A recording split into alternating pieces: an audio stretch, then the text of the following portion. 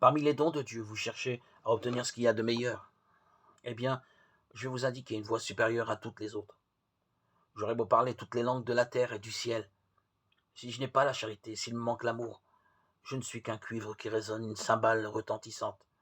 J'aurais beau être prophète, avoir toute la science des mystères et toute la connaissance de Dieu, et toute la foi jusqu'à transporter les montagnes.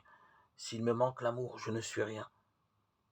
J'aurais beau distribuer toute ma fortune aux affamés. J'aurais beau me faire brûler vif, s'il me manque l'amour, cela ne me sert à rien. L'amour prend patience. L'amour rend service. L'amour ne jalouse pas. Il ne se vante pas, ne se gonfle pas d'orgueil.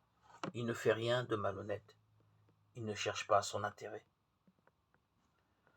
Il ne s'emporte pas. Il n'entretient pas de rancune. Il ne se réjouit pas de ce qui est mal, mais il trouve sa joie dans ce qui est vrai. Il supporte tout. Il fait confiance en tout. Il espère tout. Il endure tout. L'amour ne passera jamais. Un jour, les prophéties disparaîtront. Le don des langues cessera. La connaissance que nous avons de Dieu disparaîtra. En effet, notre connaissance est partielle. Nos prophéties sont partielles. Quand viendra l'achèvement de ce qui est partiel, disparaîtra. Quand j'étais un enfant, je parlais comme un enfant, je pensais comme un enfant, je raisonnais comme un enfant.